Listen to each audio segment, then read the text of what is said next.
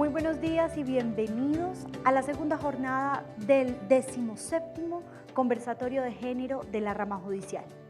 El día de hoy empezamos con el panel del Consejo de Estado. Enfoque de género, una conversación, un conversatorio entre la jurisdicción de lo contencioso administrativo y la academia. Para esto quiero saludar al doctor Germán Bula Escobar, quien moderará este panel y quien sé que se encuentra muy bien acompañado en esta sala de Zoom. Doctor Germán Bula, muy buenos días, bienvenido para usted y a todas las personas que lo acompañan en esta sala. Presentar este panel, enfoque de género, diálogo entre la academia y la jurisdicción contencioso administrativa, ¿Será que hable antes? dentro del marco del evento general preparado por la Comisión de Género de la Rama Judicial. Quisiera, antes de ofrecerle la palabra a nuestra invitada de la academia, la profesora María Luisa Rodríguez, presentar y saludar la presencia de la doctora Estela Yanet Carvajal, presidente de la Comisión de Género del Consejo de Estado y presidente de la Comisión de Género de la Rama Judicial. Muy buenos días, doctora Estela.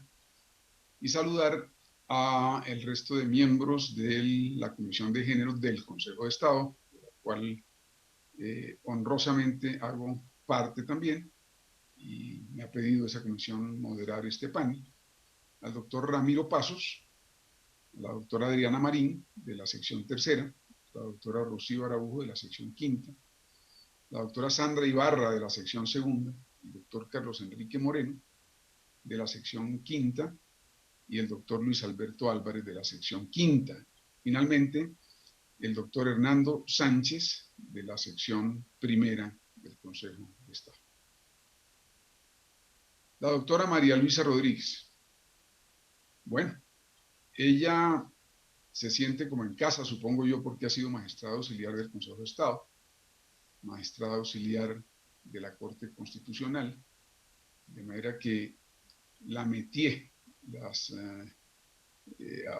afugias y los asuntos de estas corporaciones los conoce de manera directa. Ella es postdoctorada en Derecho en la Universidad Nacional.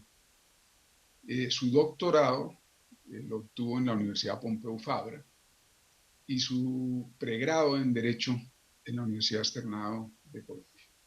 De manera que con eso creo que queda retratado ya el perfil profesional muy alto de la doctora Rodríguez, amén de que ha escrito muchos artículos y libros importantes. Yo quisiera mencionar específicamente el libro Minorías, Acción Pública de Inconstitucionalidad y Democracia Deliberativa, porque, digamos, de alguna manera muestra la razón por la cual decidimos pedirle el inmenso favor de participar en este panel, dado que el tema le es completamente familiar, casi que propio.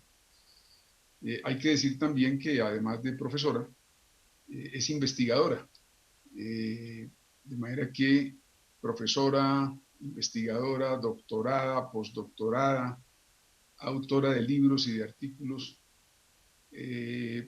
parte de la familia extensa, digamos, del Consejo de Estado. La profesora María Luisa Rodríguez nos acompaña hoy, a mucho contento de esta Comisión de Género del Consejo de Estado.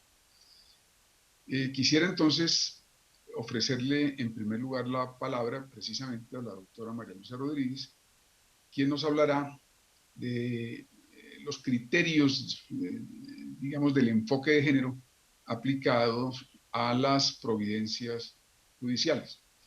Doctora María Luisa, el foro es suyo. Buenos días para todos y todas, honorables consejeras y consejeros, integrantes de la Comisión de Género del Consejo de Estado. Agradezco profundamente esta invitación. El tema para el cual se me convoca, que me interpela directamente, es un tema en el cual me he visto comprometida en los últimos años de mi carrera docente investigativa y que, por supuesto, me siento completamente satisfecha de poder generar este diálogo con una casa que además como es el Consejo de Estado, que para mí me es muy propia, como ya se me han presentado, y que me encanta poder tener este escenario para poder pensar, repensar y seguir pensando sobre lo que significa la justicia para las mujeres. El tema que he venido para trabajar, que he traído para esta presentación, lleva ese nombre, Justicia para las Mujeres, y lo que pretendo presentar es cómo ha evolucionado el concepto del debido proceso con enfoque de género, pero simultáneamente los grandes desafíos que ello plantea aún dentro del sistema judicial. Entiendo el enfoque de género en el derecho como una herramienta de interpretación que toma en consideración las relaciones de poder gestadas a partir del sexo y en especial las desigualdades que tales asignaciones propician o crean en la sociedad con el fin de mitigarlas, neutralizarlas o compensarlas. En este sentido, el enfoque de género no se refiere a la mera constatación de la diversidad sexual o una descripción de la biología. Yendo más allá, analiza cómo a partir de ella se derivan construcciones culturales que inciden en la manera como la sociedad trata a los hombres y a las mujeres, que luego se reflejan en el funcionamiento del aparato de justicia, afectando la vida de las mujeres que reclaman una decisión correcta. Así, el enfoque de género se inserta en un doble valor constitucional. De una parte, le pide a los operadores de justicia garantizar la imparcialidad del proceso, impidiendo que prejuicios o sesgos que albergan estereotipos o ideas preconcebidas sobre la superioridad masculina o su contracara de la inferioridad femenina logren mellar la decisión afectando la neutralidad judicial. Y de otra, busca proteger la cláusula de igualdad y no discriminación establecida en el artículo 13 de la Constitución, en el que en el derecho de un acceso a la justicia pronta y oportuna para las mujeres, que además corrija los antecedentes como son las barreras y obstáculos sociales y económicos a las que se ven enfrentadas. Tanto en el derecho internacional como el nacional se han identificado una amplia gama de factores que ya consideramos sospechosos de discriminación, dentro de los cuales se encuentra el género o el sexo, pero que también conjugan con la raza, la etnia, la clase. Estos factores inciden fuertemente en la vida de las personas, creando desventajas socioeconómicas, marginalidad, exclusión o hasta prácticas condenadas por el derecho internacional como el exilio o el exterminio. La identificación de los grupos o colectivos o poblaciones en las que frecuentemente recaen factores de discriminación es lo que la Constitución identificó como sujetos de especial protección, los cuales además necesitaron de otra herramienta que no es estrictamente constitucional, pero que se articuló perfectamente con ella, que son los enfoques diferenciales, que se aplican para cuando se van a usar las políticas públicas, se busque superar la brecha de desigualdad histórica sin desconocer la identidad y necesidades concretas de los sujetos de especial protección. En tanto que la primera es una herramienta jurídica que identifica individuos pertenecientes a poblaciones vulnerables, la segunda demanda que las políticas públicas impulsadas para corregir las desigualdades de estos mismos colectivos no sea ciego a las diferencias. De modo que una y otra herramienta conceptual se necesitan y complementan para la realización del mismo fin, como es proveer la igualdad real entre los individuos sin menoscabar el reconocimiento de su identidad. El engranaje que estos dos conceptos generan, sujetos de especial protección y enfoques diferenciales, es lo que he venido denominando como las tenaces de la igualdad. Lo que pretendo con este nuevo concepto es visualizar la articulación que surge entre estas dos nociones y su profunda reciprocidad. De hecho, no basta con identificar grupos vulnerables si luego el Estado, aún intentando protegerlos, produce o revive daños por ignorar sus particularidades. Así las cosas, en determinadas circunstancias, como ser cabeza de hogar, desplazada, gestante, hace que las mujeres sean reconocidas como sujetas de especial protección, merecedoras de una mayor consideración y respeto, pero cuando son susceptibles de programas de política pública o buscan acceder a una justicia que las dignifique, también debe aplicarse un enfoque de género que atienda de forma concreta sus particularidades. Estos dos conceptos, que como he dicho los articulo en uno de las tenazas de la igualdad, deberán además complementarse con un análisis interseccional que complementa la teoría de Kimberly Crenshaw. Ella, desde el feminismo negro estadounidense, le dio nombre a un fenómeno que ya las feministas habían percibido, el referente a cómo en múltiples ocasiones en una misma persona pueden recaer distintas formas de opresión por la concurrencia de factores principalmente de raza, clase, género, que produce una naturaleza distinta en la discriminación. Con este aporte metodológico se sitúa en forma más precisa tanto el contexto como las vulneraciones que padecen o es susceptible de padecer una persona, Por ejemplo, en el reciente caso de la Corte Interamericana de González Yubi y Ecuador de 2015, en el que se trataba de una niña indigente, infectada con SIDA, que es desescolarizada y que no cuenta con un adecuado servicio de salud. Ahora bien, en la propuesta que quiero compartirles, planteo que hablar del enfoque de género en el debido proceso no produce una mera subsunción, sino una verdadera deconstrucción con la manera como hasta el momento hemos entendido dicho derecho fundamental, reconfigurado como una mirada que enfatiza el género dentro del proceso. Argumentaré cómo mientras el enfoque de género no se ha implementado en la comprensión y práctica del derecho fundamental al debido proceso, el acceso a la justicia y el derecho a una decisión eficaz seguirá siendo fuertemente esquiva para las mujeres, pero también para los niños, niñas y adolescentes. Todos sabemos lo central que es el debido proceso para la búsqueda de la justicia. La contundente idea de que nadie puede ser condenado sin haber sido previamente vencido en un juicio justo es el fundamento del principio de derecho al debido proceso. La fuerza de esta idea surge con la firme intuición de que una sociedad justa requiere la igualdad de trato ante la ley, sea esta desfavorable con cargas o obligaciones o favorable en los derechos. Si bien el derecho no pretende arribar a la construcción de un relato que dé cuenta de toda la información disponible para construir la verdad como lo hacen los historiadores, en los jueces y los abogados estamos circunscritos al marco de un proceso judicial con dos partes determinadas, que buscan obtener elementos de juicio que permitan esclarecer los hechos, objeto de investigación en un concepto que denominamos igualdad de armas. Con este fin, utilizan todo lo que se puede disponer para condenar al acusado por parte de la víctima o exonerarlo de toda responsabilidad por parte de la defensa. El denominador común con el que cuentan ambas partes es el material probatorio recaudado y valorado bajo un halo de objetividad e imparcialidad. El aparato judicial ofrece entonces una serie de garantías dirigidas a rodear de la máxima objetividad, imparcialidad y transparencia el proceso mismo, para que cada una de las partes pueda, sin distinción, contar con un cúmulo de derechos que le son funcionales al rol contradictor que ocupa dentro del proceso. Como bien sabemos, los derechos a ser juzgado conforme a las leyes preexistentes, ante un juez o tribunal competente, con observancia de la plenitud de las formas propias de cada juicio, con presunción de inocencia, sin dilaciones, son parte de lo que consideramos elementos esenciales del debido proceso, pero son también una perspectiva hermenéutica de máxima garantía para los enjuiciados.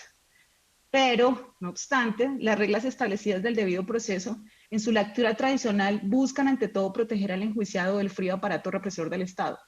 De hecho, cuando la contraparte es una mujer, en el tablero de juego ocurren movimientos inesperados que concurren en una potencial marginalidad de la víctima. Ideas o preconcepciones sobre cuál es el comportamiento adecuado o correcto, le hace estereotipado de una buena mujer en tanto madre, esposa, hija, funcionaria, trabajadora, estudiante, hacen que en un proceso como el acceso carnal violento sean intuitivamente enviados mandatos sobre el buen comportamiento de la víctima que hace que sea creíble o no.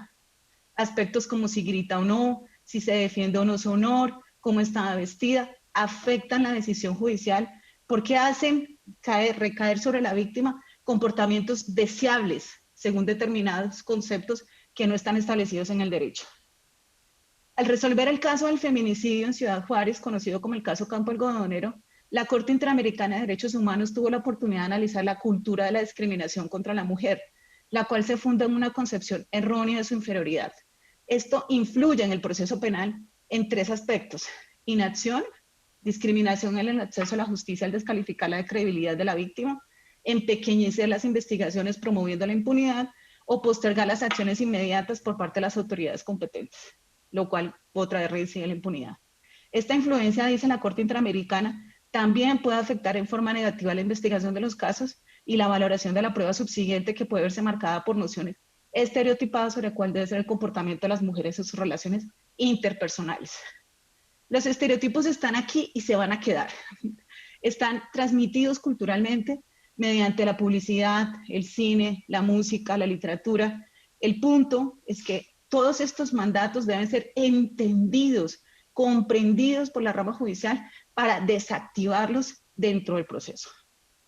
El asunto es que tanto el Consejo de Estado como la Corte Constitucional, como el Consejo Superior de la Judicatura, todos los órganos de cierre deben ser responsables de limpiar los procesos judiciales de toda esta carga estereotipada que traen per se dentro de ellos. Los roles son preservados y reproducidos por las prácticas familiares y sociales que sancionan con violencia la transgresión que frente a estos se busque realizar por ciertos individuos que muestran resistencias a las restricciones a la libertad que tales asignaciones conllevan.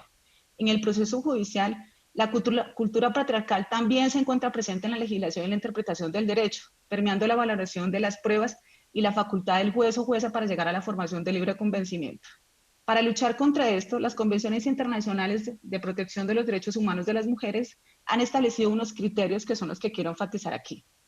Han establecido, por ejemplo, los principios de debida diligencia y el acceso a la justicia eficaz, la implementación de la prueba indiciaria, darle una mayor credibilidad a la víctima, hacer uso de pruebas periciales psicológicas y psiquiátricas que permitan establecer el perfil del agresor, que los tribunales busquen a expertos y expertas en centros de pensamiento, grupos de investigación, conocedores de estos temas, como en efecto está sucediendo en este momento. Quisiera destacar que el principio de la debida diligencia le pide al aparato de justicia hacer todo lo posible para impulsar las investigaciones y arribar a una decisión que desafíe las pruebas tradicionales testimoniales y documentales, especialmente ausentes en la violencia sexual y en el maltrato intrafamiliar. En este sentido, la sentencia de la doctora Estela Conto del 28 de mayo de 2015, al solicitar la práctica de dictámenes periciales forenses con las pruebas que reposan en el mismo expediente, impulsó al interior del Consejo de Estado el principio de debida diligencia. Ya concluyendo, quisiera defender una hipótesis central que además obedece a una profunda convicción. Cada día las mujeres son más conscientes de que son parte de una narrativa larga, extensa, tanto familiar como social y política, que ha hecho de su dolor una virtud, de su silencio un ideal, de su sumisión un carácter deseable, y poco a poco se ha venido forjando una profunda intuición de que esto es intolerable, inadmisible, por ende debe cambiar. La justicia puede ser parte del cambio o parte de los obstáculos. De la manera como asuman esta transición, dependerá la benevolencia con la que ese cambio se produzca o no. Pero el cambio hacia la igualdad, la historia ya nos ha demostrado que es imparable. Quisiera cerrar con la hermosa frase de Ita María, que el privilegio no te nuble la empatía. Finalmente, el debido proceso con enfoque de género, lo único que nos pide es que nuestro propio éxito, nuestra capacidad para saltar obstáculos en la vida, de afrontarlos en forma individualista, no nos aleje de la capacidad para ponernos en el lugar de los otros. Muchas gracias. Muchas gracias, profesora María Luisa. Muy completa y apretada revisión, digamos, teórica y práctica aplicada, digamos, como en el caso de los campos algodoneros de México, al tema de criterios de género en la justicia. Yo quisiera ofrecerle entonces la palabra al doctor Ramiro Pasos, quien fue ponente de una importante providencia en la que digamos, halo conceptual al que se ha referido la doctora María Luisa Rodríguez tuvo presencia. Doctor Ramiro.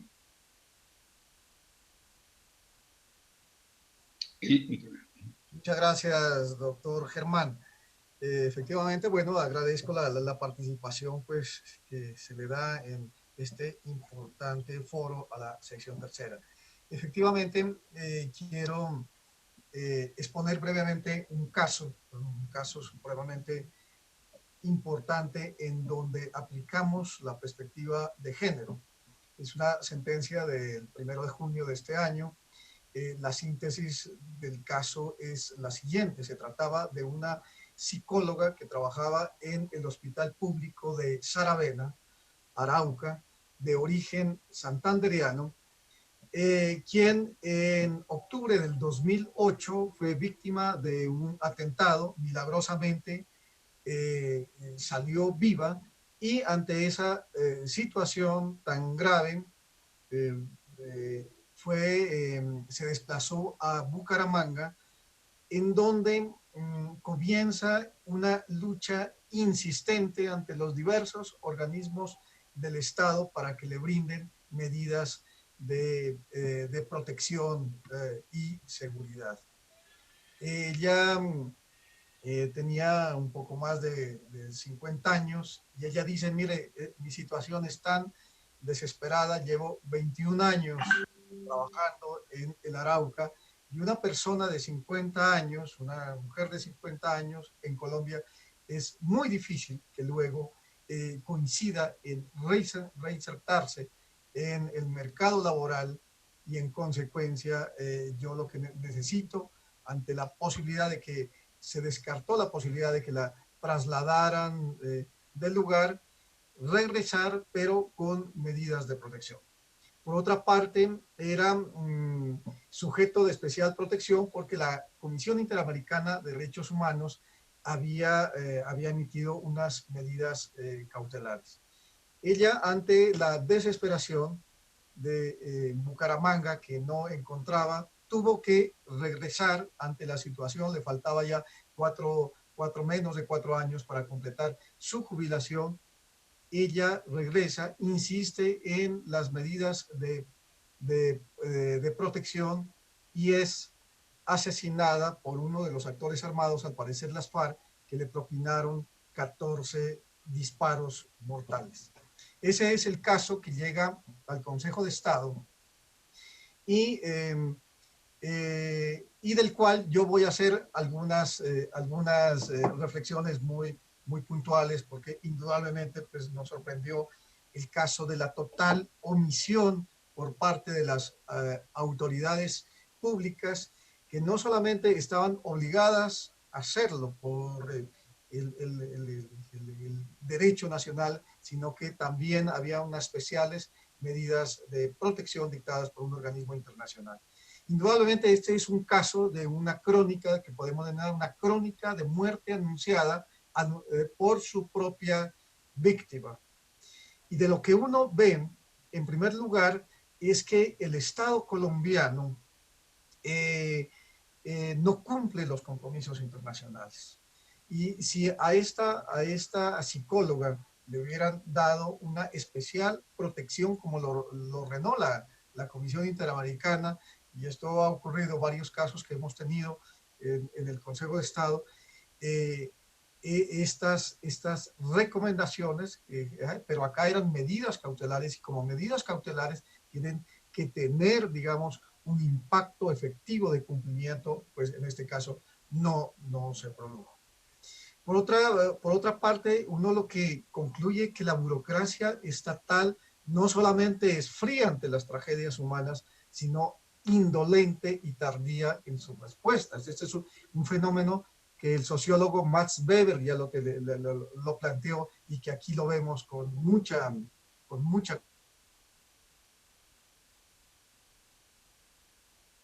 colombiano, que llevó a estándares, digamos, de irrespeto de los derechos, que ni siquiera el personal humanitario, como era un hospital, era funcionaria de un hospital, no respetó, violando flagrantemente el derecho internacional humanitario, y que convirtió a este personal en un objetivo militar. Por otra parte, los estudios de riesgo, eso nos sorprendió en las pruebas, que operan con una lógica inversa a la lógica médica.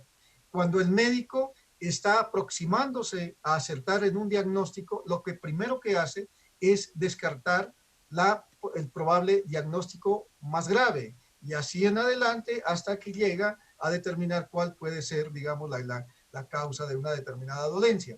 En materia de estudios, estos estudios de riesgo parten de la lógica inversa, es decir, lo menos riesgoso.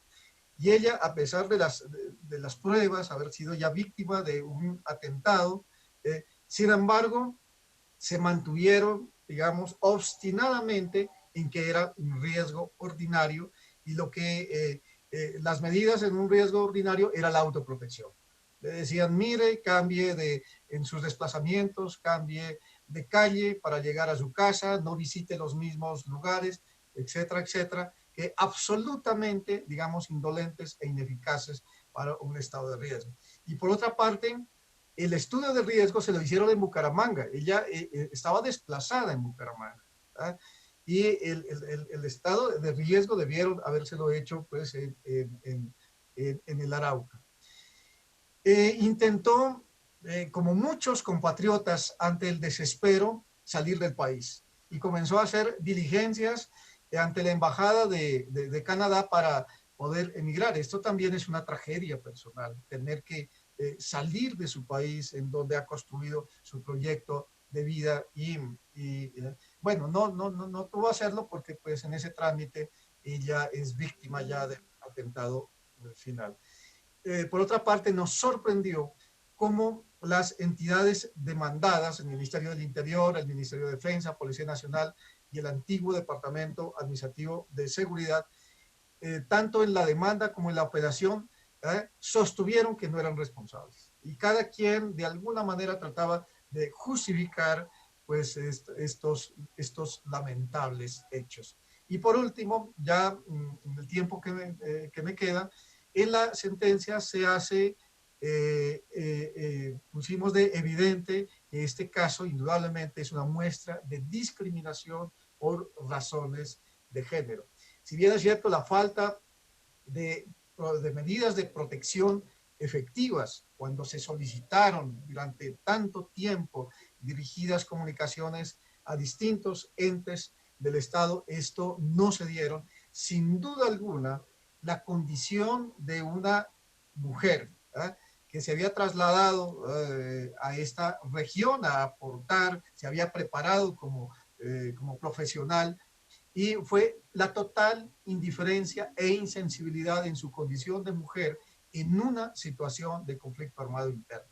Mire, la experiencia de todas las sentencias que hemos tenido la oportunidad, si bien el conflicto armado interno afecta a toda la población, pero sin duda alguna, la mujer es una víctima que podría decir reforzada del conflicto.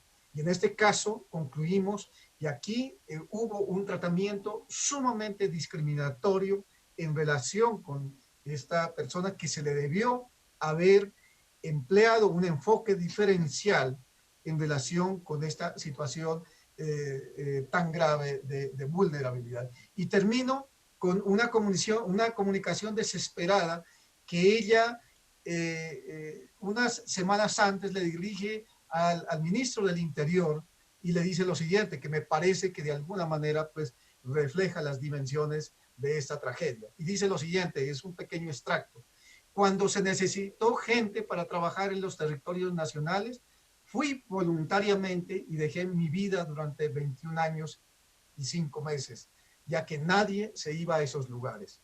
Hoy vivo como errante porque tengo mis cosas y mi casa allí donde la han saqueado. Hoy me encuentro en una situación de estrés y sin trabajar, ya que personas con 50 años no encuentran trabajo. Me siento al borde de la desesperación. Y termina: por favor, ayúdenme en esta tragedia. No se la deseo a nadie. Por favor, ayúdenme con un estudio de seguridad, a ver si por lo menos puedo regresar con protección y no molestarlos más con mis palabras. Nos sorprendió, digamos, esta comunicación, y uno dice, ¿cómo un ciudadano indemne en un Estado que se aprecia ser Estado social y democrático de derecho, se siente que está molestando a las autoridades, cuando es el deber de las autoridades de haberle prestado una especial atención con enfoque de género, y que esas medidas no solamente en cumplimiento del derecho nacional, sino el derecho internacional. Ese es el caso, apreciado Germán, que me permito pues resumir en el tiempo que me han asignado. Muchas gracias. Muchas gracias, doctor Ramiro. Quisiera ofrecer la palabra a la doctora Adriana de la misma sección tercera para sus comentarios. Muchas gracias, doctor. Muchas gracias a María Luisa por acompañarnos y a todos los compañeros de la comisión y todos los que nos escuchan. Gracias por su asistencia. Yo destaco el excelente ejercicio de valoración probatoria que se hizo en esa sentencia en la sala con la ponencia del doctor Ramiro Pasos, porque no solamente involucra un conocimiento, un análisis de los estándares funcionales del servicio de protección, sino también una perspectiva diferencial para concluir en la existencia de una falla. Hubiera sido muy fácil atribuir este hecho a los terceros que lo causaron, o inclusive, como lo hizo el mismo tribunal, reprocharle a la propia víctima el no haber evitado el riesgo. la causa era fácil llegar a una causal de exoneración por un camino simple de verificar que efectivamente hubo envío de oficio, suministro de cartillas, recomendaciones, hasta se le prestó en algunas oportunidades un servicio esporádico de escolta.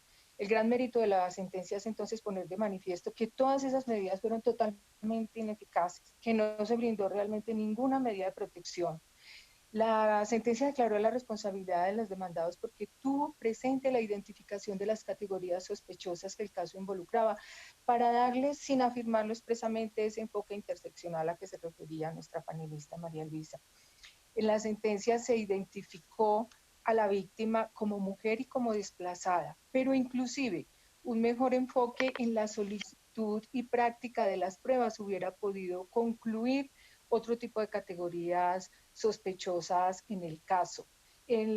Consultando un poco sobre la historia de esta mujer, más allá del proceso, me encontré que en la fiscalía, en la rama judicial, al momento de condenar a los autores materiales del hecho, concluyeron que las pruebas en el proceso evidenciaban el activismo sindical de la enfermera al interior del hospital. Ella era presidenta del Sindicato Nacional de Salud y Seguridad Social, SINDES, y en ejercicio de esa actividad se preocupó por los problemas laborales que se presentaban en la institución, así como la influencia de la insurgencia en las decisiones del hospital, a lo cual se oponía férreamente, dado pues que estos grupos pretendían que solo se prestara el servicio médico a cierto sector de la población y no a todos. Tal vez faltó un mejor marco teórico más amplio para el análisis de esa teoría feminista de la interseccionalidad. Lo digo desde la presentación de la demanda. Había que poner énfasis en el por qué ella estaba desplazada, en el por qué estaba amenazada. Eso hubiera podido ayudar a comprender y resolver de mejor manera el desafío que presentaba el proceso con unas entidades estatales tratando de acreditar que efectivamente habían actuado. Quienes defienden la teoría de la interseccionalidad sitúan o hacen énfasis en que la situación de que quienes conviven con más de una forma de marginalización requieren medidas más urgentes. Esa idea finalmente no tiene ninguna dificultad teórica, es del sentido común, pero no la vemos. Por esta ignorancia o desdén fue que se calificó precisamente el riesgo que corría la señora Zuly Balbina Rojas Leal como un riesgo ordinario, como lo destacó el doctor Pasos en su providencia y en esta exposición. No se tuvo en cuenta que era beneficiaria de las medidas cautelares otorgadas por la Comisión Interamericana de Derechos Humanos. El riesgo se midió en Bucaramanga, pero ella había sido amenazada en Saravena. No se consultó tampoco la información relevante de otras autoridades. No se hizo un estudio de contexto. En la zona, la presencia fuerte de esos grupos al margen de la ley. Y solo se le recomendaron medidas de autoprotección con el fin de que mitigara su riesgo. Recomendaciones generales absolutamente ineficaces, como bien lo pone presente la sentencia. El director del hospital de Saravena, conociendo todas estas situaciones, requirió su presencia para que ejerciera sus labores, so pena de no ser incluida en nómina. El doctor Pasos destacaba, llevaba 21 años de prestación de servicios, estaba 4 años de su pensión. Es cierto que las víctimas tienen el deber de mitigación del riesgo, pero ese deber no le era exigible a ella. Insistió en la solicitud de protección, era una asalariada, su condición económica tenía que haber sido valorada para pedirle que ella buscara alternativas laborales. Había sido desplazada, le tocó regresar a su lugar de origen para completar sus servicios laborales, poder obtener una pensión. Tenía la confianza en que las autoridades le iban a brindar por lo menos un acompañamiento. También hay que destacar en la sentencia un hecho que no es irrelevante. La asesinaron con 14 disparos. Eso permite pensar en la instrumentalización del cuerpo de la mujer como objetivo de guerra, permite ver un odio más allá de lo razonable. Entonces yo sí extraño un poco que en la sentencia, para mí un modelo de análisis, de valoración probatoria, no se haya tenido en cuenta el dictar unas medidas unas medidas afirmativas, unas medidas para restaurativas o diferentes. Si se identificó como un claro caso de discriminación, si se señaló que la muerte se produjo con 14 proyectiles de arma de fuego, si hubieran resultado muy coherentes y armoniosas órdenes orientadas a evitar que estos casos se vuelvan a cometer, dado que la responsabilidad del Estado tiene una función preventiva, tiene una función pedagógica, a fin de que los funcionarios que brindan protección tengan en cuenta todas estas consideraciones, los que defienden los derechos humanos, los que demandan las reparaciones, los jueces, los magistrados, todos tener esta perspectiva de género y derechos humanos al momento de presentar, de formular los casos. En la sentencia se afirma en relación con ese denominado perjuicio de afectación de bienes y derechos constitucionalmente amparados, que no se consideraba que había lugar a darlos, pues no se advertía ninguna fundamentación o argumentación que diera lugar a una condena de este talante. En sentencia que también destaco del 28 de agosto del 2014, con ponencia del propio doctor Ramiro Pasos, se hace una exposición absolutamente clara, contundente, completa sobre el contenido de estos derechos. Se señala que procederá siempre la condena por estas indemnizaciones cuando, aún de oficio, cuando se crean necesarias para una reparación integral.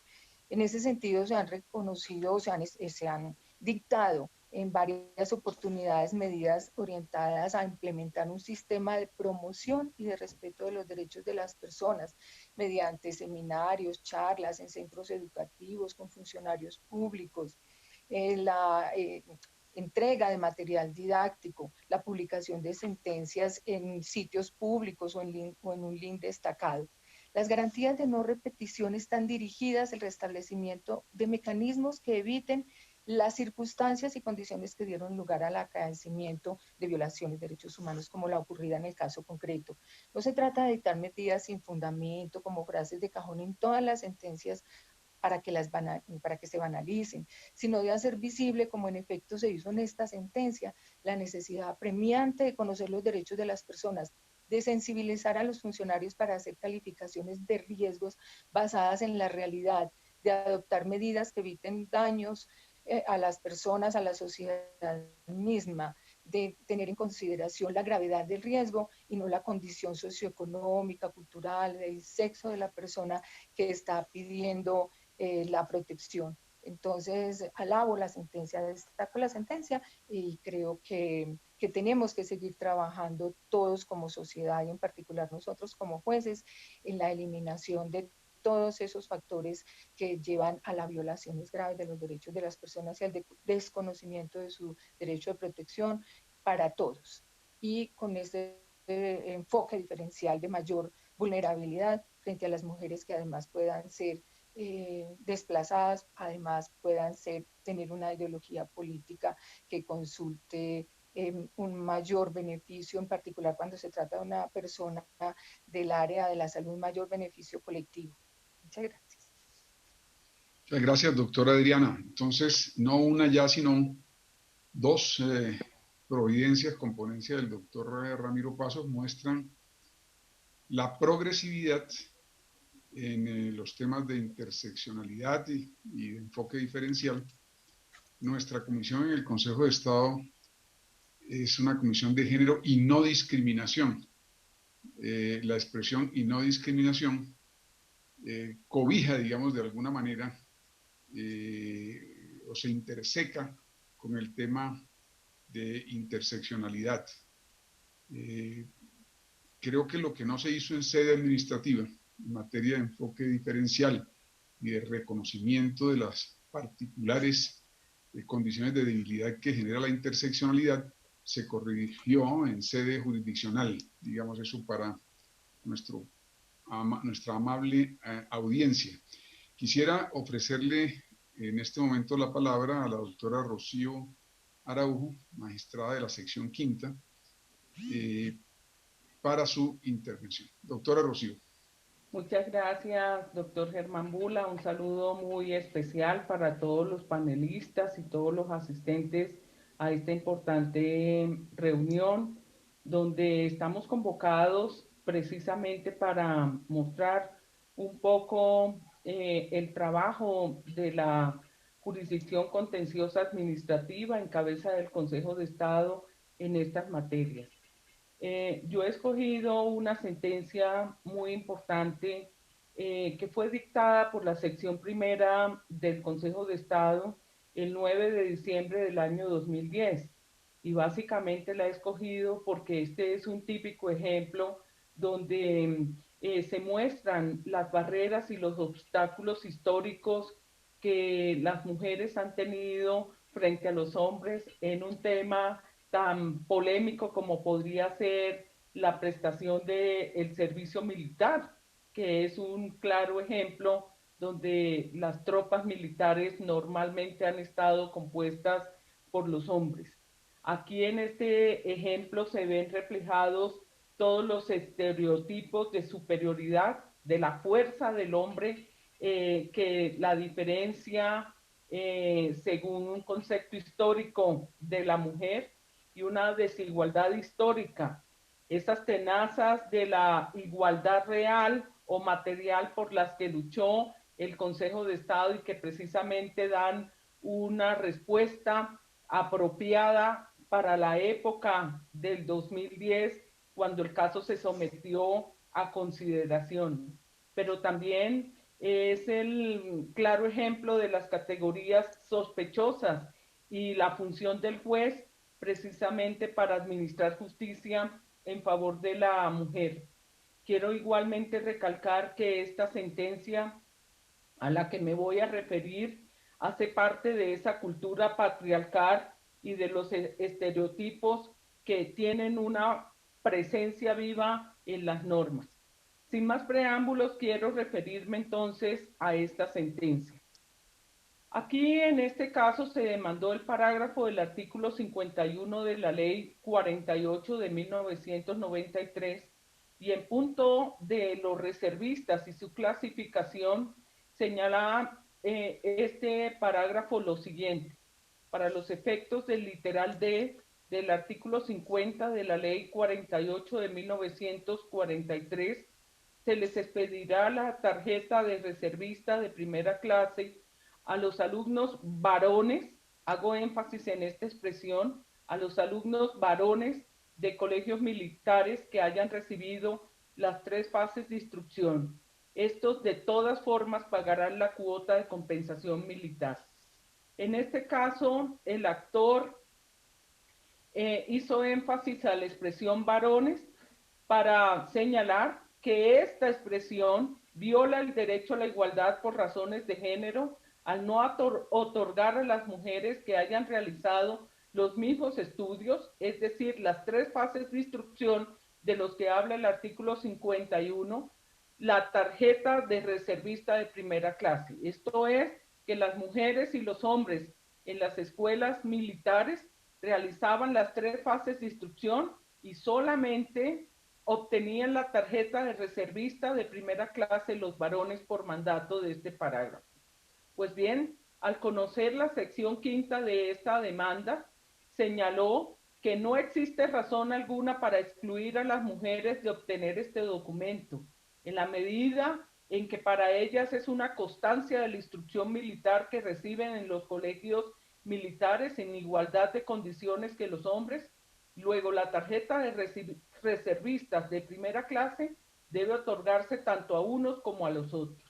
Igualmente, un segundo argumento de la sala fue que los sujetos que se comparan se encuentran en la misma situación de hecho y no hay justificación para hacer la diferencia en la medida en que se trata de una constancia de estudios militares que los varones constituyen un documento probatorio de la definición de su situación militar y para las mujeres es la certificación de una formación militar que desde luego no implica que en caso de confrontación o guerra deban estar obligadas a participar a la vanguardia, pues como ya se dijo, frente a ellas, por regla general, el servicio militar es voluntario y solo por excepción, en los casos ya señalados, resulta obligatorio.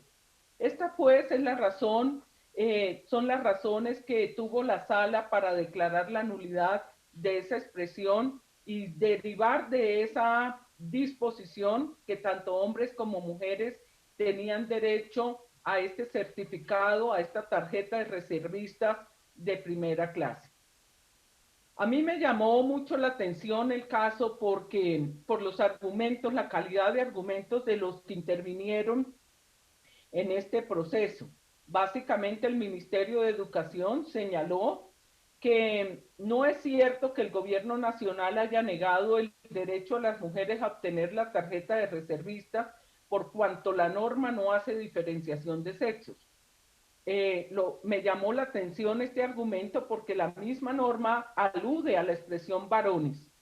Y adicionalmente, habida cuenta de que en una confrontación militar deben afrontar los riesgos que implica la guerra en puestos de vanguardia o de primera línea de fuego, es apenas elemental que el varón, por constitución física, es decir, por la fuerza que tiene más fortaleza que la mujer, que le sea destinado a ocupar esta función. Y el Ministerio de Defensa alude que la expresión varones no puede ser tachada ni de inconstitucionalidad ni de ilegalidad, porque las mujeres no están incluidas de esta expresión. Es debido a que el servicio militar en Colombia no es obligatorio para ellas. Y adicionalmente que ellas no pueden asumir los riesgos que demanda la prestación del servicio militar. Y adicionalmente señala el Ministerio de Defensa que las mujeres no tienen un trato diferencial, pues la ley 48 del 93 estableció que la mujer colombiana prestará el servicio militar voluntario y será obligatorio cuando las circunstancias del país lo acepten. A mí me llama mucho la atención este tipo de argumentos porque evidentemente demuestran una cultura eminentemente patriarcal. No obstante de que la norma señala con toda claridad, se alude expresamente a los varones, pues básicamente lo que sucedía para la época en que fue demandada esta norma, pues a las mujeres no se les tendía ese certificado de reservista y básicamente lo hacían porque la expresión se referenciaba únicamente a los hombres. Y con este tipo de argumentos, yo quiero llamar la atención sobre lo que básicamente se ha especificado cuando la Corte Constitucional en la sentencia C-659 del 28 de noviembre del 2016, con ponencia de Aquiles Arrieta, señaló que esta expresión varón que se encontraba prevista en el artículo 10 es totalmente desproporcionada, que afecta considerablemente el derecho de las mujeres bajo el supuesto de querer favorecerlas y manteniendo y propiciando un estereotipo de género en su contra.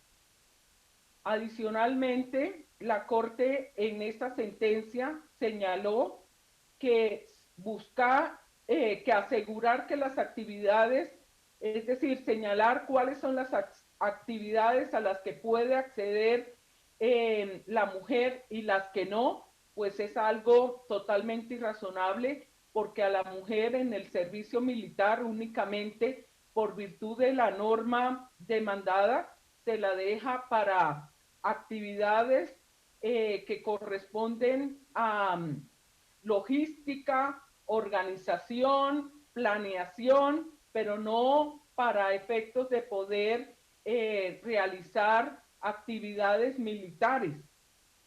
Y solamente estas razones se basan en el criterio de sexo, que es una categoría sospechosa de discriminación. Igualmente, suponer previamente que la mujer no es apta para las actividades militares es una argumento irrazonable y desproporcionado constitucionalmente, que contraría los valores y principios de una sociedad igualitaria que preservan y fomentan el estereotipo y los modelos patriarcales de dominación y de violencia contra la mujer, de tal manera que si la mujer es capaz y por tanto también puede prestar el servicio militar, inclusive desempeñarse en las contiendas militares. De tal manera que la Corte dejó muy en claro años más tarde que el criterio de sexo es utilizado para restringir el acceso de las mujeres a las tareas en las que históricamente han sido excluidas y que básicamente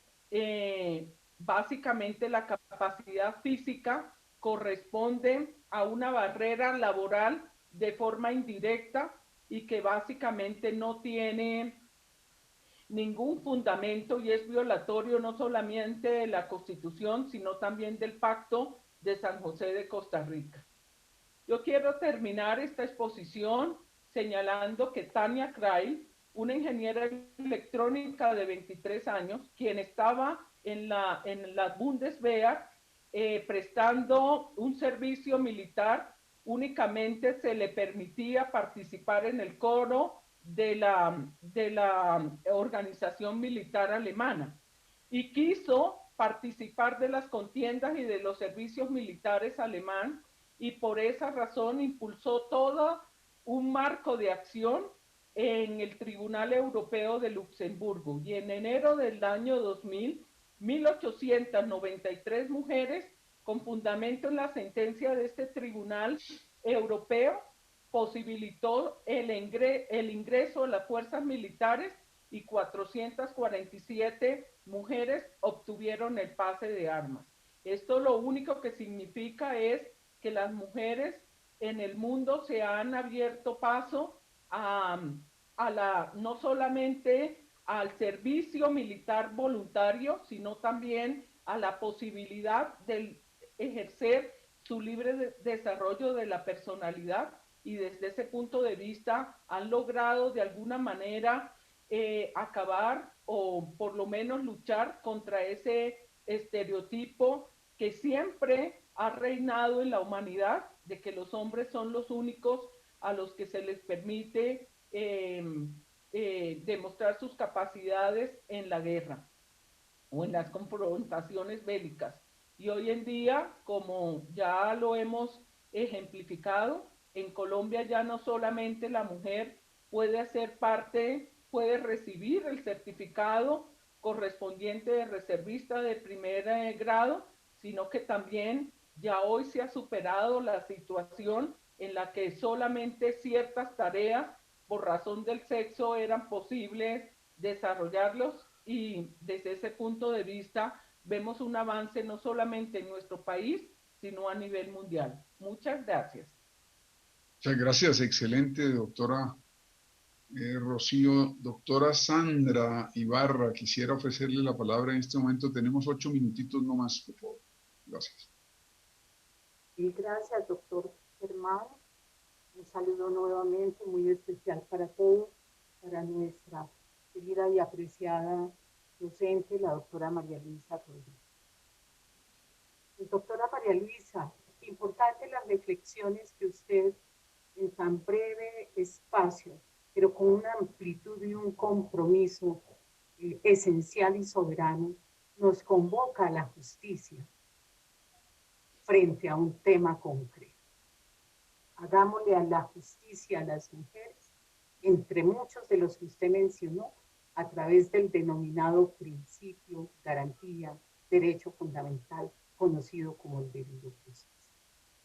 Quiero mostrarle que el Consejo de Estado ha tenido un compromiso muy grande, que es pequeño frente a todas las necesidades del país, pero ha tenido un compromiso muy alto de irse preparando, introduciendo toda la perspectiva de género y de no discriminación al analizar los expedientes, que desde la mirada normal de un juez no se evidencia, pero que con ese compromiso que se ha generado desde la justicia y a través de la Comisión Nacional de Género y en especial la Comisión de Género del Consejo de Estado, nos hemos dado a esa tarea. Quisiera a usted mostrarle cómo sí es posible, cómo sí es posible. Y los demás compañeros ya también lo han evidenciado. Quiero contarle un caso reciente en el cual una joven que en nuestro país se llama menor, aunque es una adolescente realmente, 14 años, que estudia en las veredas, viendo la educación colombiana gratuita. El docente, mejor conocido como el maestro, es una persona que tiene una condición frente a la comunidad, frente a los padres, frente a los propios alumnos, muy alta, es familiar, pero genera un estatus de confianza y credibilidad. Y esta niña se atreve a ir, digo yo, en materia de valentía, no de arrogancia, sino de valentía, se atreve a ir a la psicóloga para contarle que este señor en reiteradas oportunidades tiene lenguajes sexuales con ella y la trata de manosear y demás. La psicóloga lo que hace es poner en conocimiento de la autoridad administrativa, o sea, su nominador, esta situación. Y la autoridad administrativa inicia el proceso disciplinario y termina con una sanción, que es la consecuencia de ser el docente servidor público. Hago esta precisión porque no está interviniendo una autoridad penal, sino la propia autoridad nominadora en el control disciplinador que tiene el servidor público, hace efectivo el cumplimiento de los deberes de ellos ante el Estado. Entonces, al ser sancionado disciplinariamente este docente, lo que hace es demandar la decisión de la autoridad administrativa, porque considera que él no ha hecho nada y que a él no lo han debido condenar. Y su único argumento es precisamente el debido proceso, porque la autoridad administrativa le ha dado credibilidad a testimonios de oídas y a la propia declaración de la víctima, que es una menor, y que esas declaraciones se debieron hacer atendiendo el código del menor, en compañía del defensor del menor, en compañía del defensor del menor, y que por ese motivo esa autoridad administrativa no podía darle fe ni valor probatorio a esas declaraciones, porque no habían cumplido con las formales.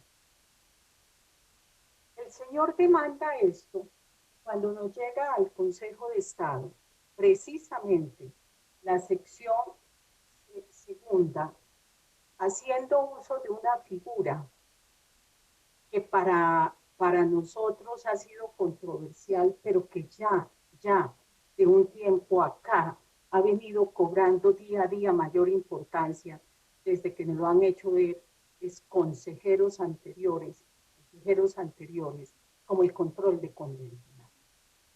Y si bien nuestro sistema normativo podría poner en tela de juicio la declaración de oídas, la de la propia víctima, que es una menor, podría entonces no hacerse efectiva la sanción disciplinaria. Sin embargo, como lo dijo el ponente en esa decisión, el doctor César Palomino, no podría hacerse una interpretación de esa manera de la norma, pues precisamente hay un cuerpo jurídico, el corpus juris, y ese corpus juris, ¿cómo se ve reflejado en la decisión que le dio la total y plena validez a una declaración de la propia víctima siendo menor de edad y de oídas de las demás niñas y niños de ese colegio que lo mencionaron? Entonces, debemos recordar la Convención Americana precisamente en su artículo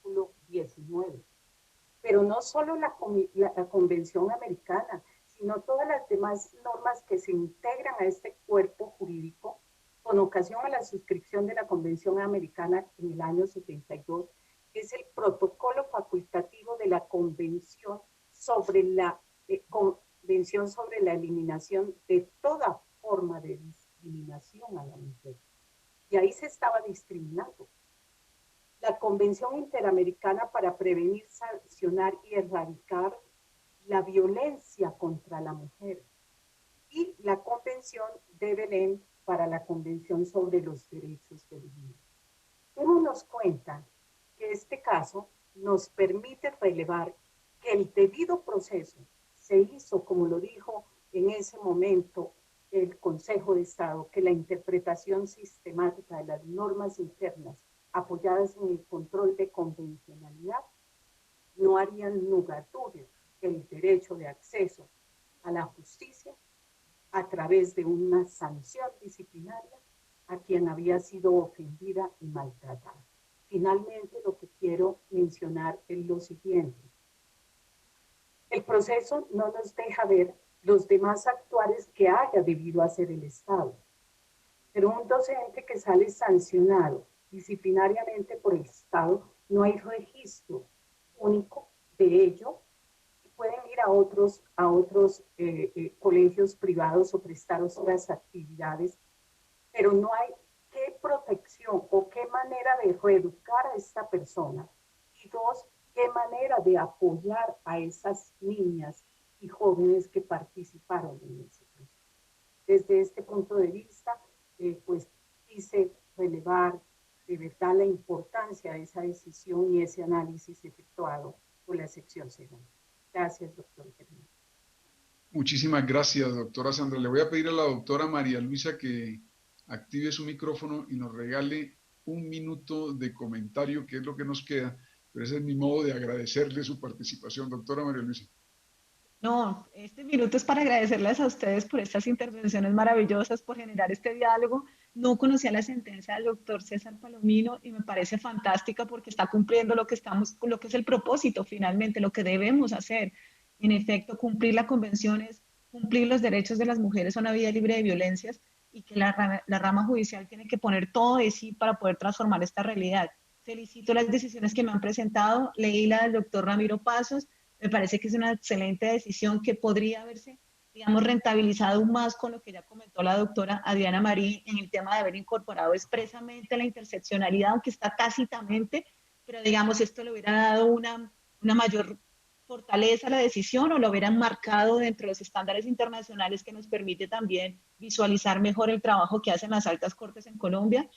Destaco la sentencia seleccionada por la doctora Rocío Araujo, porque aunque no expresamente use el concepto de los enfoques diferenciales y de género tampoco, luego tácitamente hay un razonamiento profundo, una intuición grande de que ese concepto de varones generaba una desigualdad, una discriminación injustificada frente a dos personas que están cumpliendo, indiferentemente del género, con sus compromisos en lo que era la formación para poder acceder a una tarjeta que en el caso de las mujeres no es indispensable, pero que sí cumplía con unos requisitos que merecía la certificación.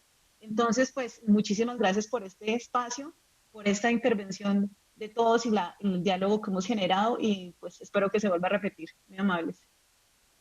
Muchas gracias. Le voy a dar un minuto a la presidente Estelita para que nos diga unas palabras de despedida. Muchas gracias. Como coordinadora de la Comisión de Género y No Discriminación del Consejo de Estado, quiero expresarle un gran agradecimiento a la doctora María Luisa Rodríguez por su intervención, por sus ilustraciones. Del mismo modo, quiero hacer un reconocimiento a la labor de todas y todos los compañeros de la comisión. Pero en el día de hoy, de manera muy especial, a los doctores Germán Bula Escobar y Ramiro Pasos Guerrero por su permanente compromiso y valiosos aportes en el logro de los objetivos de esta, como son la promoción, difusión y protección de la política de igualdad y no discriminación con enfoque diferencial y de género de acuerdo a distintos instrumentos internacionales, entre ellos la CEDAW y la Convención Belém do Pará.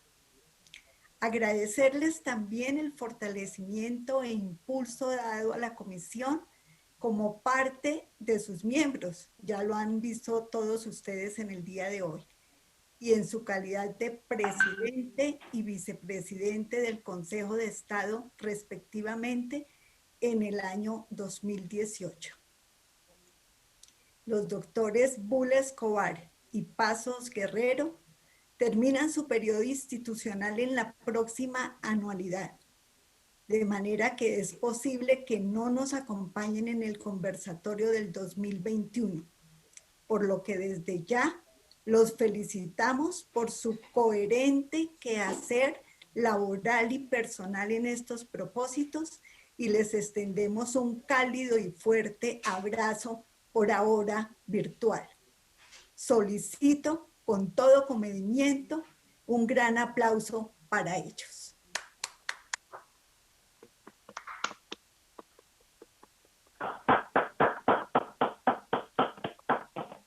Muchas gracias, doctora Estelita. El doctor Pasos y yo, que creemos que vamos a ser invitados el año entrante, anunciamos que participaremos. Bueno, para cerrar, 30 segundos para decir todas las secciones del Consejo de Estado, incluida la cuarta, que también en impuestos aplique diferencial. Pero vimos hoy pasar por aquí a la primera, a la quinta en el tema de la expresión varones, a la sección tercera, ¿verdad? A la sección segunda, la sala de consulta, en fin, el Consejo de Estado tiene, digamos, un creciente compromiso con este asunto que es crucial para la humanidad. Agradezco a la audiencia, a cada una de las personas participantes, los integrantes de la Comisión de Género. Muchas gracias, presidente. Buen día. Gracias. Buen día. Gracias a todos. Buen día. Gracias, doctor Germán. Muchísimas gracias al doctor Germán Bula Escobar y a todos los consejeros y consejeras que hacen parte de la Comisión de Género y No Discriminación del Consejo de Estado, y también un agradecimiento muy especial a la doctora María Luisa Rodríguez.